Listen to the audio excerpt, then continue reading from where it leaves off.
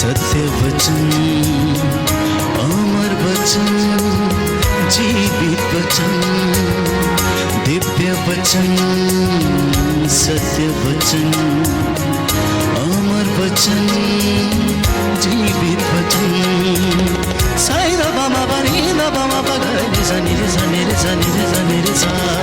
दिव्य वचन, सत्य वचन, अमर वचन, जीवित वचन, दिव्य वचन, दिव्य वचन।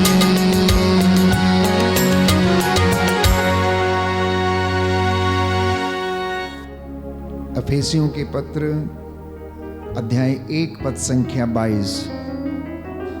Book of Ephesians chapter 1 verse 22।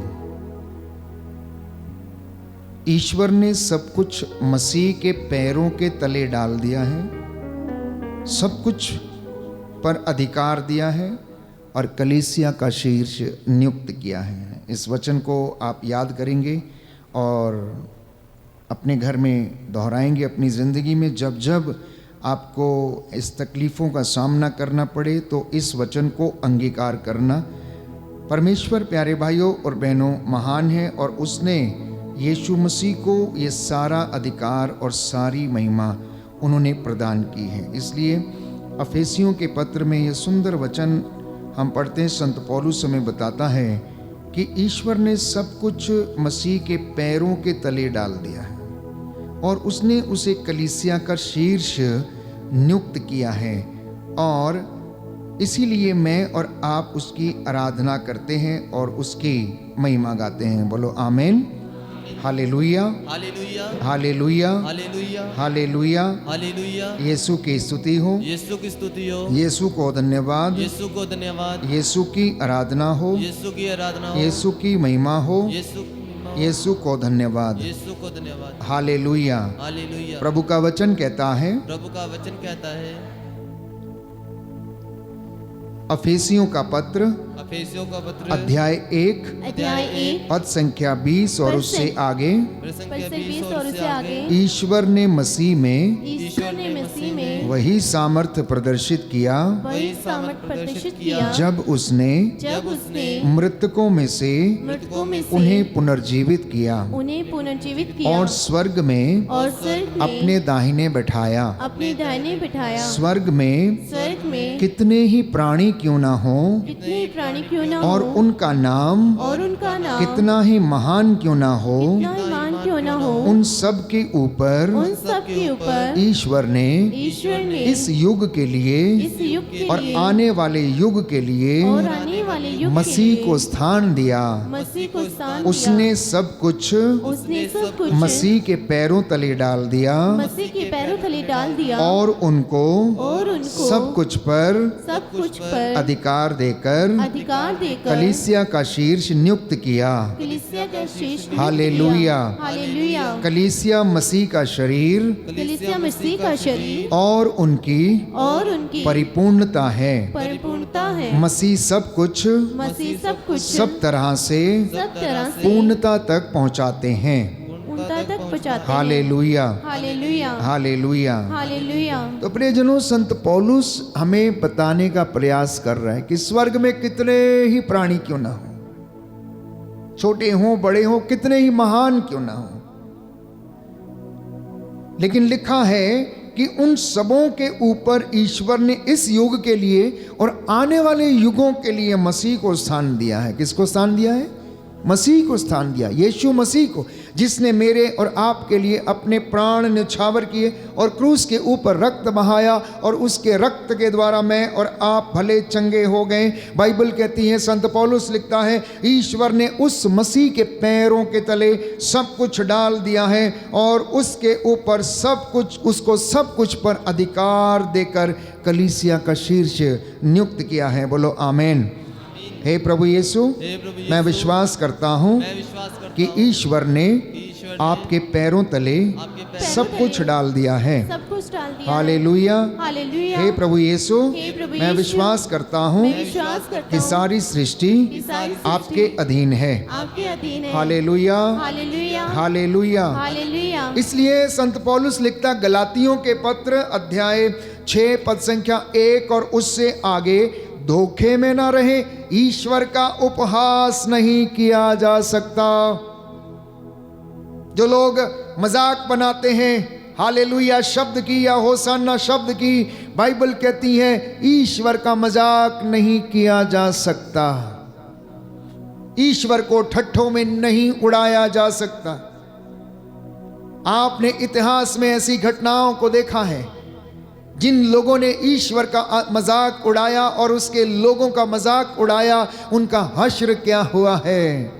और परमेश्वर किस तरह से, जो न्याय करने वाला परमेश्वर है, वो लगातार न्याय करता जाता है। लिखा है मनुष्य जो बोता है वही लुनता है। गलातियों का पत्र, book of Galatians chapter 6 verse 7 onwards, धोखे में ना रहे, ईश्वर का उपहास नहीं किया जा सकता।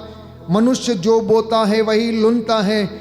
जो अपने शरीर की भूमि में बोता है वो अपने शरीर की भूमि में विनाश की फसल लुनेगा, किंतु जो आत्मा की भूमि में बोता है वो आत्मा की भूमि में अनंत जीवन की फसल लुनेगा। कहने का मतलब ये है, जिन्होंने अपनी आत्मा को दृढ़ किया, जिन्होंने अपनी आत्मा को पवित्र बनाया, जिन्होंने अपनी आत्मा को परमेश्वर के लिए सजाया, जिन्होंने अपनी आत्मा में बीज बोया है, वो आत्मिक फल लुनेंगे। लेकिन जो शारीरिक रूप से उसमें बोते रहे, संसार के मोह माया के पीछे दौड़ते रहे, केवल खान पान और इधर उधर केवल शरीर की देखभाल करते रहे, उन्होंने शरीर की मिट्टी में बोया और वैसा ही फल लुनेंगे। इसलिए प्यारे भाइयों और बहनों, परमेश्वर आज के इस पवित्र दिन में मुझे और आपको ये समझाना चाहता है कि मैंने आपके लिए पढ़ा कि हेरोदेश उसे मार ना सका, पिलातुस उसके ऊपर दोष ना लगा सका, फरीजी उसका मुकाबला ना कर सके, पिलातुस उसमें जुर्म ना पा सका। वो प्रभु है जो मुर्दों में से जिंदा हुआ। मौत और कब्र का जोर उसके ऊपर नहीं चला, मौत और कब्र का जोर उसके ऊपर नहीं चला। उसका सिंहासन बाइबल कहती युग युगों तक बना रहता है। हम इस वचन को सुनने के लिए आज यहां पर एकत्र हुए हैं। इब्रानियों के पत्र अध्याय 1 पद संख्या 8 से 13 में लिखा है, तुम्हारा सिंहासन युग युगों तक बना रहता है, उसका राजदंड न्याय का अधिकार दंड है। तुमने न्याय का पक्ष लिया, अन्याय से बैर किया, इसलिए ईश्वर ने तुम्हें तेल से अभिषेक किया। प्रभु, तुमने आदि में पृथ्वी की नींव डाली है, वे तो नष्ट हो जाएंगे किंतु तुम बने रहते हो। वे सब वस्त्र की तरह पुराने हो जाएंगे परंतु तुम चादर की तरह उन्हें समेट लोगे। वे वस्त्र की तरह बदल दिए जाएंगे किंतु तुम एक रूप रहते हो और तुम्हारे वर्षों का अंत नहीं है। क्या कभी किसी ने स्वर्गदूतों को देखा है? क्या कभी किसी ने स्वर्गदूतों को देखा है? कहता है तुम तब तक मेरे दाहिने बैठे रहो जब तक मैं तुम्हारे शत्रुओं को तुम्हारे पैरों तले न डाल दूं और तुम्हारा पावदान न बना दूं। ये वचन यीशु मसीह के विषय में कहे गए हैं प्यारे भाई और बहनों। इब्रानियों के पत्र में हम पढ़ते हैं, इसलिए लिखा है इब्रानियों का पत्र अध्याय 1 पद संख्या 6 और उससे आगे, ईश्वर के सभी स्वर्गदूत उसकी आराधना करें। वे स्वर्गदूतों को पवन बनाकर उड़ाता और अपने सेवकों को रूह के शोले बनाकर इस्तेमाल करता है। वो खुदा है प्यारे भाई और बहनों। अपने दासों को आत्मा के शोले बनाकर इस्तेमाल करता है, वो अपने दूतों को पवन बनाकर उड़ाता है। इसलिए संत पौलुस इस बात को स्पष्ट करता है, वह पुत्र अर्थात ईसा मसीह अपने पिता की महिमा का प्रतिबिंब है, रिफ्लेक्शन है, प्रतिबिंब है, रिफ्लेक्शन है प्यारे भाइयों और बहनों। जैसा पिता है वैसा ही यीशु है। जो बातें पिता में है वो यीशु में है। वो पिता का रूप है, उसका प्रतिबिंब है। और बाइबल कहती है उसने हमारे पापों का प्रायश्चित किया और अब वो पिता के दाहिने विराजमान हैं। बोलो आमेन। आमीन। हालेलुया, हालेलुया। हालेलुया, हालेलुया। हालेलुया। हालेलुया। यीशु की स्तुति हो, यीशु की यीशु स्तुति को हो। धन्यवाद, यीशु को यीशु की धन्यवाद। आराधना हो, यीशु की आराधना यीशु की हो। महिमा हो, यीशु की महिमा यीशु हो। को धन्यवाद। यीशु को धन्यवाद। इसलिए वो प्रभु कहता, मेरे पास आओ, मैं तुम्हें विश्राम दूंगा, मेरा जुआ अपने ऊपर ले लो, मुझसे सीखो, मैं स्वभाव से नम्र और विनीत हूँ। हम मांगते तो हैं लेकिन विश्वास नहीं करते कि हमें मिलेगा। यीशु ने कहा लूकस के सुसमाचार अध्याय 18 पद संख्या 27, और उससे आगे जो कुछ तुमने प्रार्थना में मांगा विश्वास करो कि तुम्हें मिल गया है और तुम्हें दिया जाएगा, कहता है। मत्ती के सुसमाचार अध्याय 7 पद संख्या 7 में कहता, मांगो और तुम्हें दिया जाएगा, ढूंढो और तुम्हें मिल जाएगा, खटखटाओ और तुम्हारे लिए खोला जाएगा। ये वचन प्यारे भाइयों और बहनों आज मेरी और आपकी ज़िंदगी में पूरे हों, हम इसके लिए प्रार्थना करेंगे। एक सुंदर गीत है, हम गाते हैं, मांगो तुम्हें दिया जाएगा, ढूंढो तुम्हें मिल जाएगा, खटखटाओ तुम्हारे लिए खोला जाएगा, मेरा भरोसा है मेरे प्रभु पर। कहता है फूलों को जिसने सजाया संवारा वो ईश्वर मेरा पिता है, मुझे कोई चिंता नहीं है, कहता है, मुझे कोई चिंता नहीं। आज दुनिया में लोग चिंता में हैं, हम क्या खाएंगे, क्या पिएंगे, क्या पहनेंगे, क्या ओढ़ेंगे, क्या करेंगे, कल घर बनेगा या नहीं बनेगा, इस बच्चे के लिए जमा करना है, पढ़ाई कैसे होगी।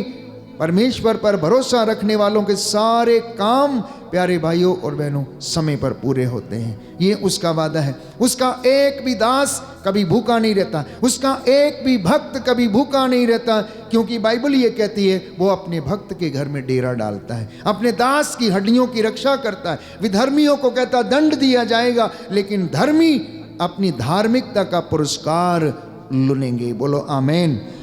हालेलुया, हालेलुया, हालेलुया। हालेलुया। यीशु की स्तुति हो, यीशु को धन्यवाद, यीशु को धन्यवाद, यीशु की आराधना हो, यीशु की महिमा हो, यीशु को धन्यवाद। यीशु को धन्यवाद। हालेलुया, हालेलुया, हालेलुया, हालेलुया, हालेलुया। हालेलुया।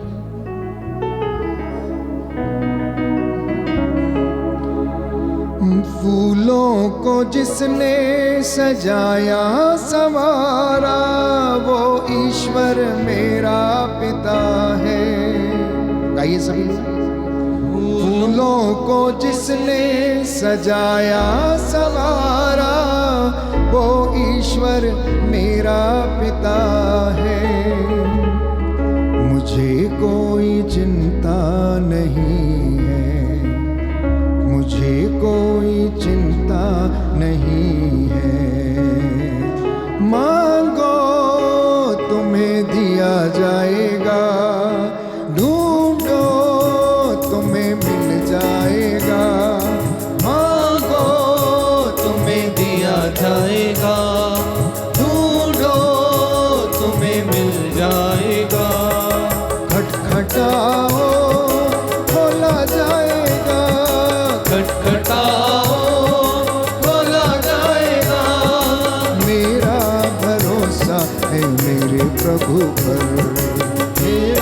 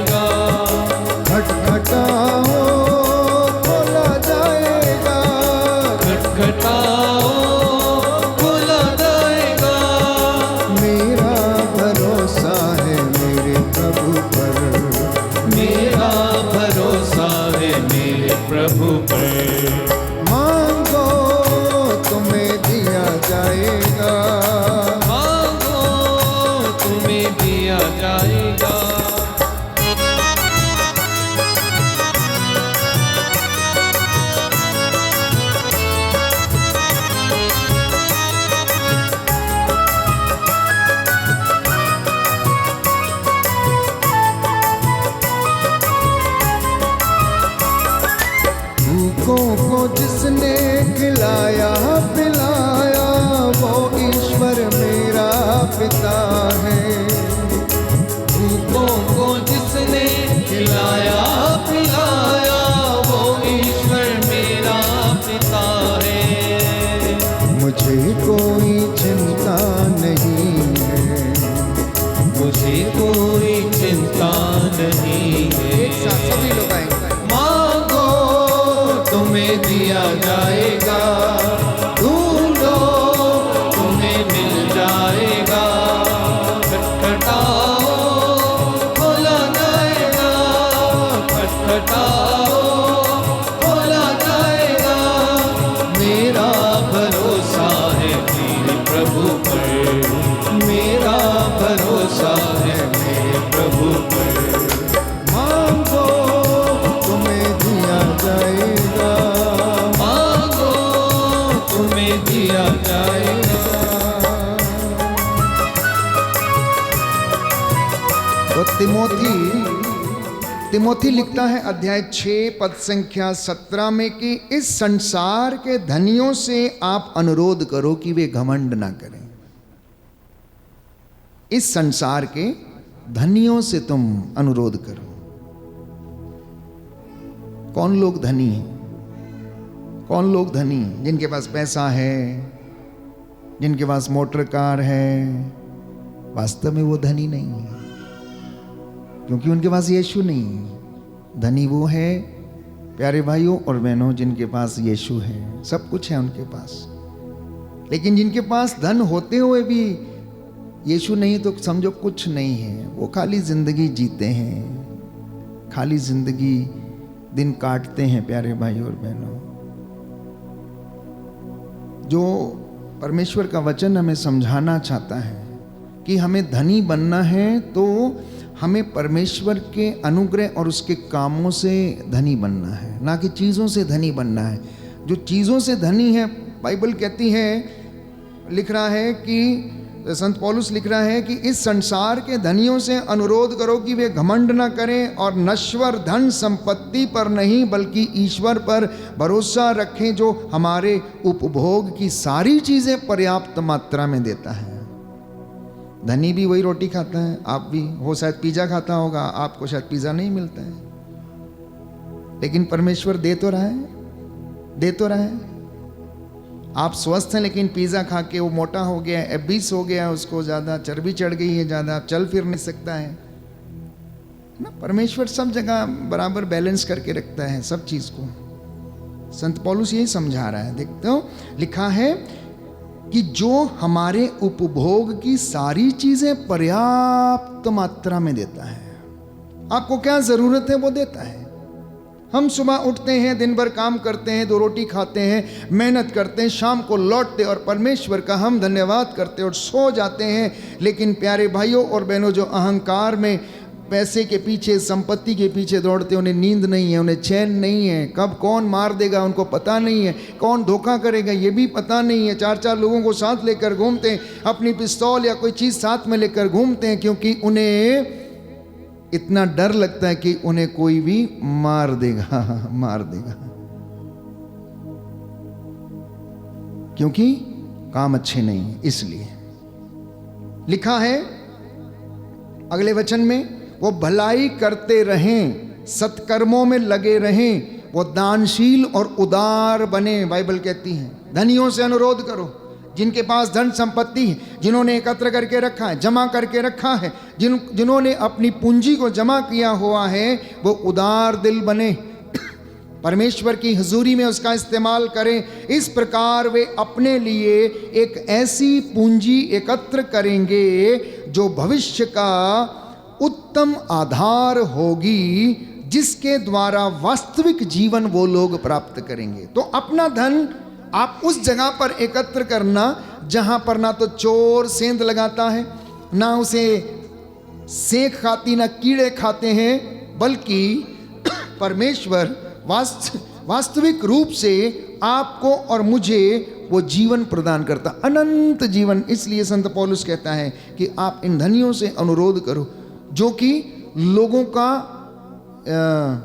हिस्सा मार लेते हैं, लोगों की मजदूरी मार लेते हैं, लोगों के साथ अन्याय करते हैं, उनके साथ शोषण करते हैं, उनकी मजदूरी नहीं देते हैं। और मजदूर के आंसू प्यारे भाइयों और बहनों जब किसी व्यक्ति के आंगन में गिरते हैं तो परमेश्वर उन आंसुओं का न्याय करता है। इसलिए अपने मजदूर के साथ कभी अन्याय नहीं करना, अपने मजदूर के साथ कभी अन्याय नहीं करना, अपनी आया और काम करने वाले के साथ अन्याय नहीं करना। क्योंकि दिन भर आपके घर में काम करके शाम को 300-400-500 रुपये दिहाड़ी लेकर जाएगा और अपने बच्चों के लिए वो 1 जून की रोटी का इंतज़ाम करेगा। और अगर कोई व्यक्ति इन लोगों से अन्याय करता है प्यारे भाइयों और बहनों, तो परमेश्वर उसका हिसाब जल्दी चुकता करता है। तो परमेश्वर चाहता है कि आप लोग संपन्न रहें। धन होना बुरी बात नहीं है। परमेश्वर ने कभी नहीं कहा कि धन आपके पास ना हो या आप धन एकत्र ना करें, लेकिन धन का सदुपयोग करें परमेश्वर के कामों में। हालांकि बुराई की जड़ सबसे ज़्यादा धन है, क्योंकि अगर ज़्यादा किसी के पास पैसा आता है तो शोहरत आने लगती है, शोहरत आने के साथ साथ बुरे काम भी होने लगते हैं, और इसी के साथ सारी बातें प्यारे भाई और बहनों ज़िंदगी में घर करने लगती हैं। धन संपत्ति पर आशा रखना, लोभ करना, लालच करना, ये सब बुरी बातें हैं। जक्कैऊस के जीवन में कुछ ऐसा ही था। चुंगी लेने वाला मत्ती जो चुंगी लेता था, ठगता था, ज़रूरत से ज़्यादा लोगों से वसूली करता था, वो कुछ ऐसा ही था। आज हमारी दुनिया में ये बुराई व्याप्त है, जैसा कि मत्ती के जीवन में थी। वो चुंगी लेता था, नाके पर बैठा रहता था और अन्याय करता था, अन्याय से चुंगी लेता था। आज कितनी जगह पर लोग इस तरीके का कार्य करते हैं, मत्ती के जैसे, जक्कैऊस के जैसे, लोगों को ठगना, उनके साथ अन्याय करना। परमेश्वर कहता है तुम्हारी जिंदगी में ये बात नहीं होनी चाहिए, तुम्हारी जिंदगी में ये बात नहीं होनी चाहिए। नीति वचन में लिखा, अन्याय की संपत्ति घर को संकट में डालती है, पाप के द्वारा कमाई गई संपत्ति मृत्यु के पाश में बांध देती है। इसलिए मैंने कई मर्तबा इस वचन को समझाने का प्रयास किया है कि जब आप पाप की कमाई या अन्याय की कमाई अपने बच्चों के घर में अपने बच्चों को घर में ला कर देते हैं, उसके पेट का वो निवाला बनती हैं, तो वो घर विपत्तियों से, बीमारियों से, संकटों से वो घिर जाता है प्यारे भाई और बहनों। यूं ही नहीं, नीति वचन में लिखा है अन्याय की संपत्ति घर को संकट में डालती है, पाप की कमाई मृत्यु के पाश में बांध देती है। पाप की कमाई प्यारे भाइयों और बहनों दिखती है, आप 2-4 दिन उड़ेंगे, नई 4-10 गाड़ियां होंगी या कोई भी चीज़ होगी आपके पास, लेकिन बरकत नहीं रहेगी, बरकत नहीं रहती है उसमें। क्योंकि प्रभु का वचन हमें समझाता है कि आप लोग इन तमाम चीज़ों को परमेश्वर की महिमा के लिए इस्तेमाल करें। और आगे लिखा है, जब आप उस पर भरोसा रखेंगे तो वह ना केवल आपको धन संपत्ति देता है, पर उस धन का सदुपयोग करना भी सिखाता है, उस धन का आनंद लेना भी सिखाता है, उस धन में से कितनी आशीष आपको मिलती है वो भी सिखाता है। कई लोग एकत्र करते करते हार्ट अटैक होकर मर जाते हैं, वो पैसा, वो धन वहीं का वहीं रखा जाता है, उसका इस्तेमाल भी नहीं कर पाता है, उसका इस्तेमाल भी नहीं कर पाता है। तो यह धन वह आपको पीढ़ी दर पीढ़ी देता है। दुनिया में बहुत से लोग धनी हैं, लेकिन वो अपने धन का आनंद नहीं ले सकते, क्योंकि हो सकता है ये धन गलत तरीके से कमाया गया है। और कई लोगों के पास तो इतना पैसा है परंतु वो बीमार पड़े हैं, अच्छा खा नहीं सकते, अच्छा पहन नहीं सकते। पैसा है लेकिन चारपाई पर है, डॉक्टर ने बोला ये नहीं खाना है, डॉक्टर ने बोला वो नहीं खाना है। सब कुछ होने के बावजूद प्यारे भाइयों और बहनों, हम उनका उपभोग कर नहीं पाते हैं, उपभोग नहीं कर पाते हैं। जक्कैऊस के जीवन में हम देखते हैं, ये सुंदर उदाहरण बाइबल हमें देती है। सब कुछ था, पैसा, संपत्ति, उसका घर भरा हुआ था, लेकिन आनंद नहीं ले पा रहा था। कहीं ना कहीं उसकी जिंदगी में अधूरापन था, वो जिंदगी का आनंद नहीं ले पा रहा था, अशांति थी उसकी जिंदगी में। और प्यारे भाइयों और बहनों, इसी के कारण वो बेचैन रहता था और यीशु को देखना चाहता था, यीशु को वो देखना चाहता था। इसलिए वो गया और यीशु को देखने की उसने कोशिश की। जब देख नहीं पाया तो पेड़ पर चढ़ गया और वहाँ से उसने यीशु को ताकने की कोशिश की, वहाँ से उसने यीशु को ताकने की कोशिश की। यीशु ने भी देखा कि कोई एक व्यक्ति मुझे बड़े ही उत्साह के साथ खोज रहा है, मुझे देखना चाहता है।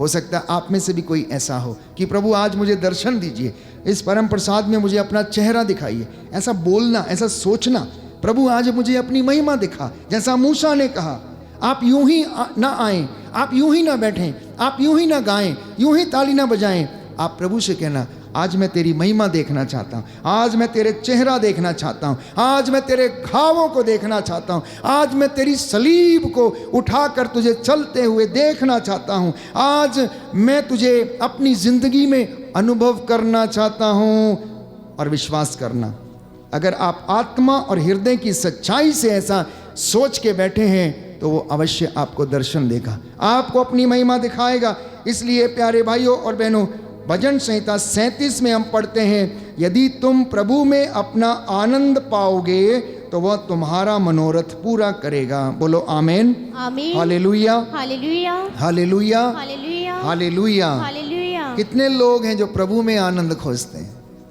सच्ची सच्ची बताना, सच्ची सच्ची बताना। मुझे नहीं लगता प्रभु में आनंद खोजते हैं। कोई पति में खोजता है, कोई बच्चों में खोजता है, कोई सास में, कोई बहू में, कोई घर में, कोई घर की चीज़ों में, कोई टीवी में, कोई पिकनिक में, कोई मनोरंजन में, कोई घर की बहुत सुंदर वस्तु है तो उसमें आनंद खोजता है। बहुत अच्छी है, 10 बार देखेगा, 10 बार निकालेगा, मित्रों को दिखाएगा, मेरे घर में ये आया, कोई अपना मकान दिखाएगा, कोई ऐसी, हम स्वाभाविक सी बातें हैं, हम इंसान हैं और होता ही है, थोड़ा सा बात हमारे अंदर इस तरीके के विचार हैं। लेकिन बाइबल कहती है, भजनकार ये लिखता है, सुंदर वचन है प्यारे भाई और बहनों, आपके लिए पढ़ना चाहता हूँ मैं। भजन संहिता 37 पद संख्या 4 और उससे आगे, यदि तुम प्रभु में अपना आनंद पाओगे तो वो तुम्हारा मनोरथ पूरा करेगा। आपके मनोरथ पूरे नहीं हो रहे क्योंकि आप प्रभु में अपना आनंद नहीं खोजते, आप चीज़ों में अपना आनंद खोजते हैं। इसलिए मनोरथ पूर्ण, मनोरथ का मतलब है जो आप सोच के आए हैं, जो आप प्रार्थना लेकर आए हैं, जो आप बनाना चाहते हैं, जो आप निवेदन करना चाहते हैं, वो पूरा नहीं होता इसलिए क्योंकि आप चीज़ों में आनंद खोज रहे हैं। लेकिन भजनकार कुछ और ही कहता है, यदि तुम प्रभु में अपना आनंद पाओगे तो वह तुम्हारा मनोरथ पूरा करेगा। प्रभु को अपना जीवन अर्पित करो, उस पर भरोसा रखो और वह तुम्हारी रक्षा करेगा। वो तुम्हारी धार्मिकता को उषा की तरह प्रकट करेगा और तुम्हारे न्याय को दोपहर के प्रकाश की तरह। प्रभु के सामने मौन रहकर उसकी प्रतीक्षा करो। जो फलता फूलता है उस पर मत झुंझलाओ और ना उस मनुष्य पर जो षड्यंत्र रचता है। क्रोध मत करो, आवेश छोड़ो, मत झुंझलाओ, यह बुराई की ओर ले जाता है, क्योंकि दुष्टों का तो विनाश होगा किंतु प्रभु की प्रतीक्षा करने वाले देश के अधिकारी होंगे। बाइबल कहती है दुष्टों का विनाश होना अनिवार्य है, होगा ही। जो बुराई करते हैं उनका विनाश होगा, लेकिन जो प्रभु की प्रतीक्षा में रहते हैं वे प्रभु के देश के अधिकारी होंगे। कहता है थोड़े समय के बाद दुष्ट नहीं रहेगा। सुनना ध्यान से, थोड़े समय के बाद दुष्ट नहीं रहेगा। तुम उसके स्थान का पता करोगे और वो वहाँ भी नहीं रहेगा, किंतु विनीत देश के अधिकारी होंगे और पूर्ण शांति में आनंद मनाएंगे। हालेलुया, हालेलुया, हालेलुया, हालेलुया। यीशु की स्तुति हो, यीशु को धन्यवाद, यीशु की आराधना हो, यीशु की आराधना हो, यीशु की महिमा हो, यीशु की महिमा यीशु को धन्यवाद। यीशु को हालेलुया, हालेलुया, हालेलुया, हालेलुया, हालेलुया। तो हालेलुया। आज परमेश्वर आपको और मुझे बुला रहा। आज का दिन परमेश्वर का दिन है, इसलिए जो समय आपने परमेश्वर को दिया है आपके जीवन ग्रंथ में वो लिख दिया गया है कि आज आप लोगों ने इतना समय प्रभु की हजूरी में बिताया है, वचन को सुना है और अपनी आत्मा को शुद्ध किया है। आज परमेश्वर आपके हृदयों को प्रेम से भरना चाहता है, प्रियजनों, आशीषों से भरना चाहता है। मैंने आपको कई बार कहा, परमेश्वर की हजूरी में बैठकर 2 घंटे आराधना करना ये समय ज़ाया करना नहीं है, बल्कि अपनी आत्मा को और ज़्यादा पवित्र बनाना, आत्मा का स्नान करना, वचनों के द्वारा शुद्ध करना, पवित्र करना, और आपको वो आशीषों से भरता है। और ये आशीष आप बदले में अपने घर में लेकर जाते हैं। यूं ही नहीं आए हैं आप यहाँ पे, ऐसे ही नहीं आए हैं। आप फिल्म देखने जाते हैं, वहाँ एंटरटेनमेंट होता है, लेकिन आराधना में आते हैं तो आपको आशीषें मिलती हैं। आप प्यारे भाइयों और बहनों, परमेश्वर आपको सोचने, समझने और अपने भविष्य के लिए क्या उचित क्या अनुचित है सोचने का क्या देता है, सामर्थ्य प्रदान करता है। तो परमेश्वर में अपना आनंद खोजना और वो आपके ऊपर आशीषें उड़ेलेगा। He will bless you, my dear brothers and sisters. He will guide your steps and He will be your strength. जैसा कि वचन में लिखा है, जो मेरा आदर करते हैं मैं उनका आदर करता हूँ, और जो मुझे तुच्छ समझते हैं मैं भी उन्हें तुच्छ समझता हूँ। तो जब आप आनंद के साथ उसकी स्तुति करते हैं, उसका आदर करते हैं, जब आप आनंद के साथ उसके घर में प्रवेश करते हैं तो आप उसकी स्तुति करते हैं। लेकिन कुछ रुकावटें हमारी ज़िंदगी में रहती हैं। कैसी? कुछ बंधन, कुछ श्राप, कुछ बीमारियां जो हमें ज़िंदगी में आगे बढ़ने से रोकती हैं। लेकिन जब हम परमेश्वर की हुजूरी में आते हैं तो प्यारे भाइयों और बहनों, ये सारे बंधन टूट जाते हैं। इसलिए सुंदर गीत हम गाते हैं, उसकी महिमा करो सारे बंधन टूट जाएंगे, उसकी महिमा करो सारे बंधन टूटेंगे। रोग बीमारी यीशु के नाम पर ये सारे बंधन टूटेंगे। अर्धांग रोगी के विषय में आप जानते हैं, जिसे 4 लोग एक चारपाई पर उठवा कर लेकर आए। घर के अंदर जाने का रास्ता नहीं मिला, घर की छत को खुलवा दिया, वहाँ से चारपाई को उन्होंने नीचे यीशु के सामने उतरवा दिया, और यीशु ने जैसे ही अर्धांग रोगी को देखा उससे कहा तेरे पाप क्षमा हो गए। लोग कहने लगे ये कौन होता पापों को क्षमा करने वाला? यीशु ने कहा सहज क्या है, ये कहना कि तेरे पाप क्षमा हो गए, या फिर ये कहना अपनी खाट उठा और घर जा? और वह उनके देखते देखते अपनी खाट उठाकर घर चला गया। हमारी कुछ बंधन, कुछ बीमारियां, कुछ पाप हमारे अपने कर्मों की वजह से, हमारे अपने कर्मों की वजह से।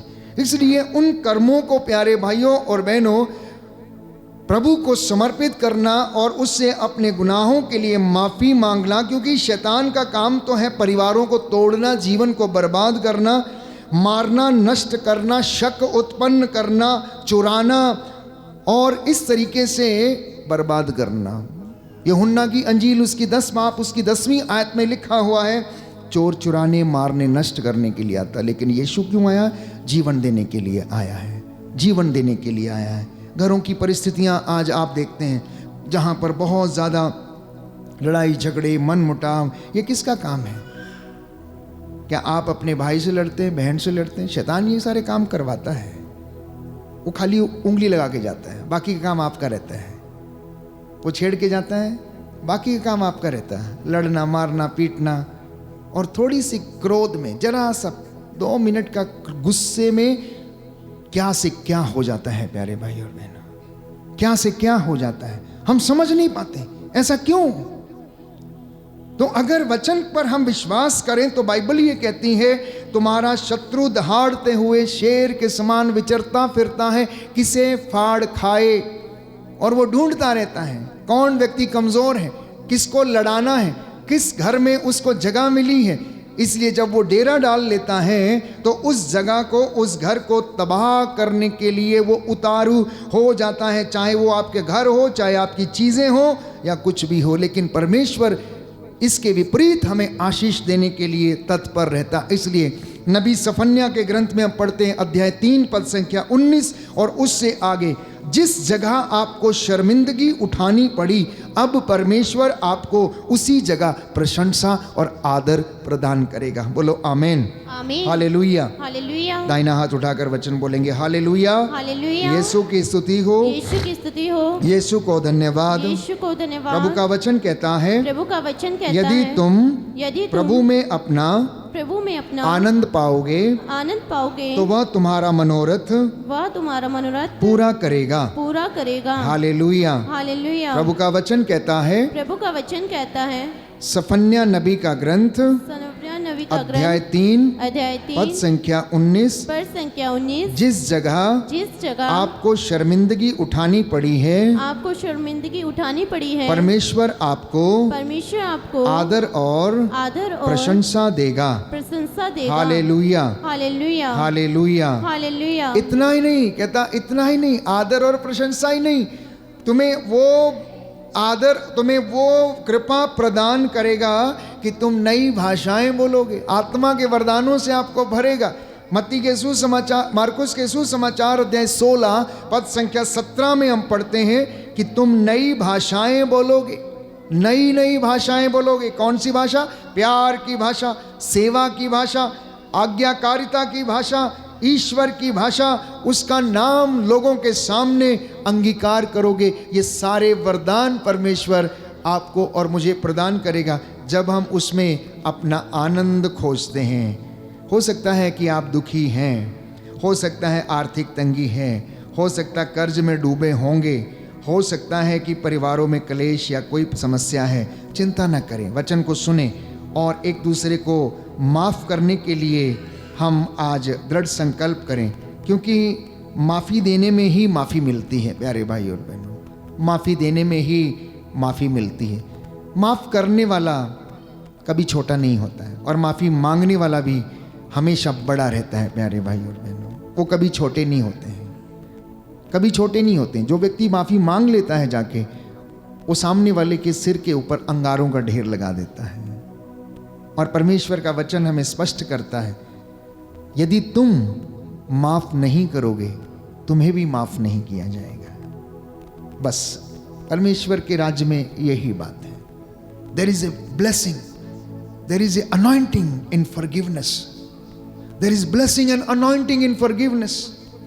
अगर आपने किसी व्यक्ति को क्षमा कर दिया, समझ लीजिए उस दिन से आपके बंधन टूटे और आपकी आशीषें, बरकतें फलने और फूलने लगेंगी। मैं आपको वादा करता हूं, यदि आपको विश्वास नहीं तो आज आप करके देखना, आप खुशी का जीवन व्यतीत करेंगे।